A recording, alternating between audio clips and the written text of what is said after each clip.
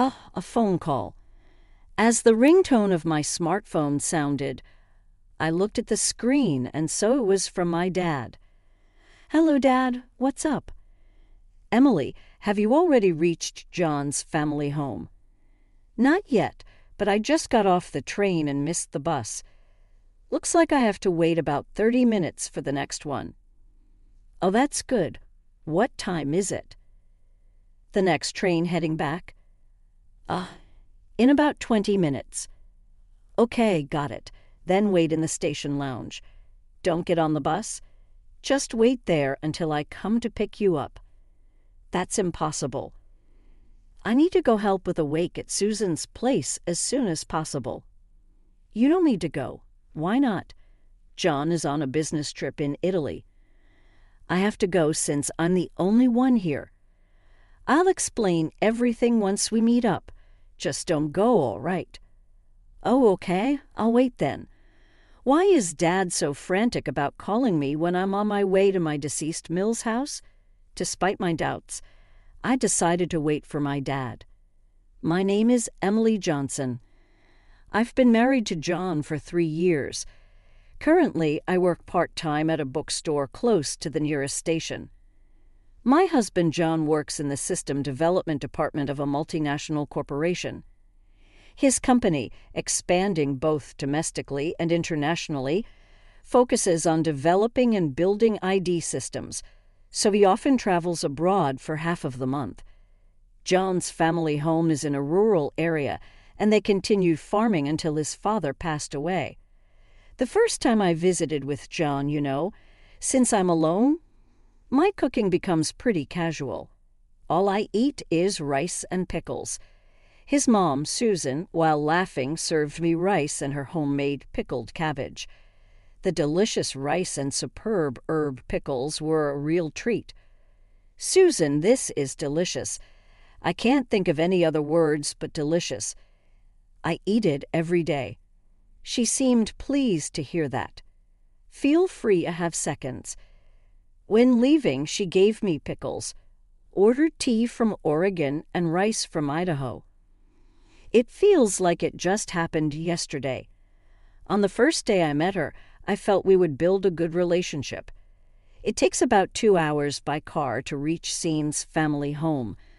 It also takes about 2.5 hours by train and bus.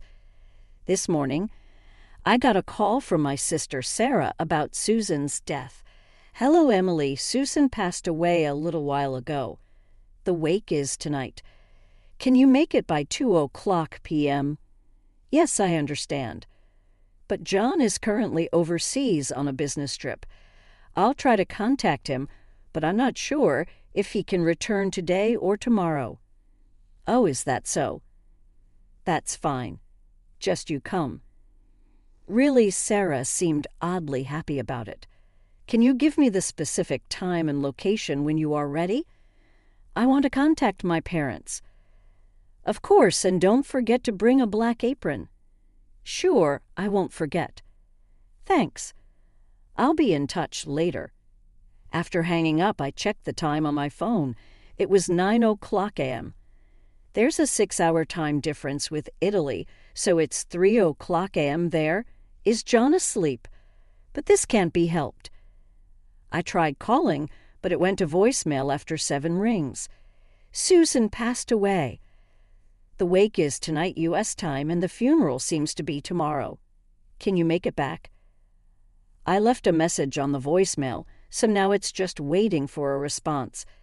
After that, I called my boss at the bookstore where I work to request some time off. I need to call my mom next. "Hello, Mom." "Oh, Emily, are you off from the bookstore today?" "Yeah, I took the day off. You see, this morning I got a call that Susan passed away." "What?" "She was still young." "What happened?" "I just found out myself and don't know the details. But I'm getting ready to head there now." "That's so hard to believe." "I'll let your dad know." "I only know that the wake is tonight. I'll call you back as soon as I have the time and place, all right? John might not make it in time for night, so take care, okay? Talk to you later." Now I need to get my stuff together. As I opened my closet, a black handbag in front of my morning clothes jumped into my eyes. This black handbag was given to me by John's mom when she visited our house 2 months ago. It's good to have one nice item like this. You can use it for a long time, she had said while handing me the bag still in its box. Susan was always a gentle and calm speaker, and she taught me the bare minimum about the customs and relations of their old family, as I was not very familiar with them. John and Emily, you're living in the city, so don't worry about country relationships. You have your own way of life in the city, right? When in Rome, do as the Romans do, she said with a smile. When John and I had been married for about half a year, we attended a relative's wedding in the city and ended up staying at his family home for a night. Since we rarely got the chance, we went shopping together in the shopping district and then went to a karaoke box, where John's mom made her karaoke debut. She was so happy about it, smiling all the time. Emily, in the 42 years since I married into the Johnson family, I've never had this much fun. Thank you, Susan. Really, I'm always happy to hang out, so come visit anytime. That makes me so happy. Maybe I'll come over again. Absolutely. By the time we got married, John's father had already passed away, and John left home for college while his brother moved out when he got a job. Until John's father passed away 3 years ago, Susan had hardly ever left their rural town. I used to help with the fields and go to the rice paddies and check on our rental apartments and houses. The year would just fly by, so after Dad passed away, I decided to stop farming and take it easy for a while, she used to say in her usual calm and cheerful manner. Come to think of it, I've never seen Susan get angry. She was kind to everyone and never imposed her opinions on others. I want to be a grandma like her someday, I thought vaguely. I packed clothes for a few days and my morning attire into a suitcase and reached for the formal bag that Susan had given me. As I grabbed the handle and placed the bag on my lap, my sight seemed to blur. Although I hadn't shed any tears when I heard the news of her death, now they were streaming down my face. I must have been holding back my emotions, willing not to upset Susan. As precious memories with Susan flooded my mind, I hugged the bag and cried out loud. I never imagined saying goodbye so soon. We were supposed to go shopping and to karaoke next month, and she had promised to come stay with us for a while when the baby was born. When I found out I was pregnant last month, she was the happiest and congratulated me every time. Every time I picked up something that reminded me of Susan, all the memories from these past 3 years came rushing back. No, I can't get caught up in memories now. I need to get ready. I can't keep Sarah and the others waiting. I glanced at the clock. It was already 10:30 a.m. I need to hurry. As I stepped out of the house, I received a call from Sarah. Emily, have you been able to reach John? No, I'm sorry. There's a 6-hour time difference, so it's the early morning there. I couldn't get through. Oh, I see. Well, that can't be helped. The wake is tonight at 7:00 p.m., and the funeral is tomorrow at 11:00 a.m. Oh, all right. So tonight at 7:00 p.m. and tomorrow at 11:00 a.m. This service will be held at the church. We always go to, so please tell your parents that, Emily. Okay, got it. Truth be told, I was not very comfortable with my sister Sarah and Erica. John, being the youngest of 3 siblings, is 6 years younger than his older brother Mike and 3 years younger than his older sister Erica. Mike is quiet and reserved, and John is somewhat similar. Erica, the eldest, is the type who says whatever is on her mind. During gatherings like Thanksgiving or New Year's, Erica would always start with, Emily, still no baby. And Sarah would inevitably join in, You really should have your first child before you turn 30. Yes, after a year of marriage, still no news. Could you possibly be a sexless couple? Maybe John has someone else on the side. Wouldn't be surprising, right? They would take turns throwing these snide remarks during such times. Susan wouldn't raise her voice, but would gently admonish them. Sarah, Erica, you're both parents, aren't you? You know it's not nice to say things that can hurt others. Since everyone comes here together, I want them to always have a good time. Although I didn't interact much with Sarah and Erica normally, Susan and I actually saw each other almost every month. If we went to visit her this month, she visited us the following month. Mom and Emily don't seem like a mill and deal, is that so? Yeah, it's more like a mother and daughter, John often said. Those were good times. Thinking this, 20 minutes passed as I waited at the station. My dad's taxi pulled up in front of me. Emily, we need to talk about something important, he said with a stern expression. What could he possibly need to talk about so urgently? What happened? Why did you suddenly say not to go? Well, actually, I received a letter from Susan yesterday.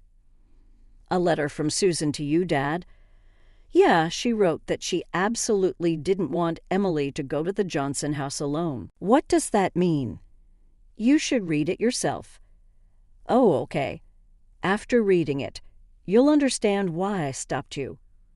What do you mean? He handed me a white envelope, and I was shocked by its contents. Dear Sir, thank you for the delicious sweets you sent the other day. I am writing this letter to make a rather forward request, and I hope you will forgive me for using this method.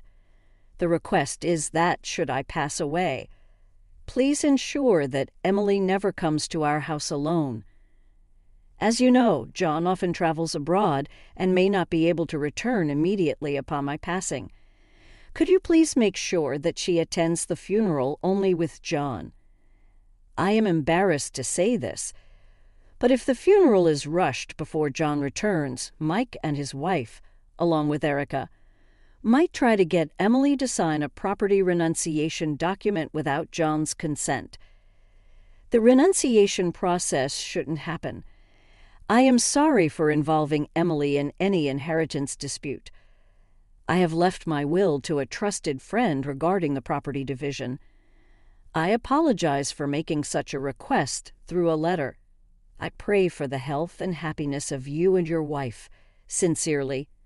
Just as I finished reading, my phone rang. It's John. Hello, Emily. I listened to your voicemail. Yeah, my sisters. They're trying to finish the funeral before I get back, aren't they? It seems so. Probably.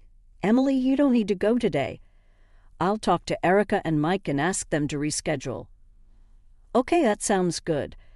I can be back by tomorrow evening on the earliest flight. It's better if we both attend together. That's right. So just wait at home for me, okay? See you tomorrow. I felt relieved knowing John would be coming back. Is John really able to get back tomorrow? Yeah, it seems so. Actually, this morning, by chance, I ended up driving Sarah and the others in this taxi. They didn't seem to realize it was me. Mike was trying to persuade them to postpone the funeral by a day.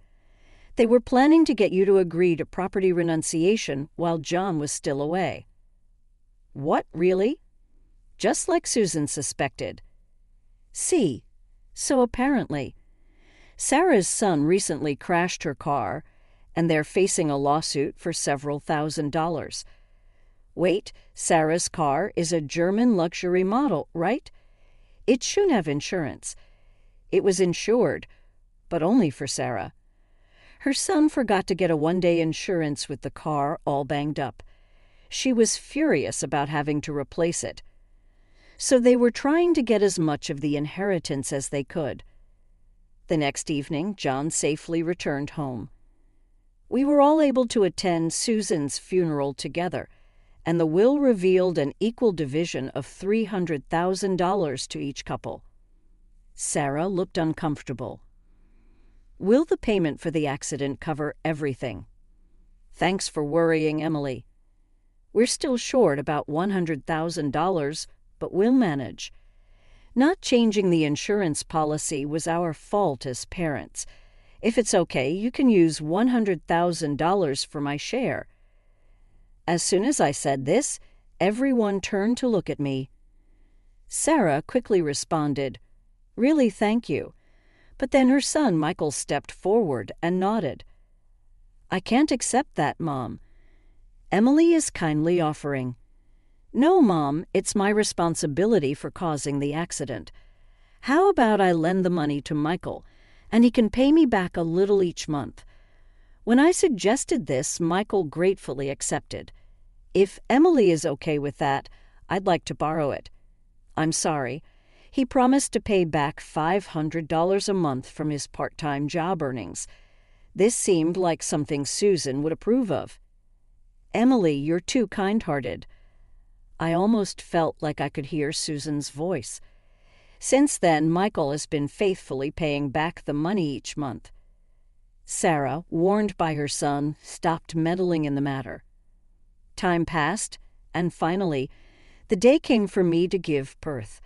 John sent me off to the delivery room with a smile. If Susan were still here, she would have been with me, encouraging me. Thinking this, I entered the room. It took some time since it was my first childbirth, but a healthy baby girl was born.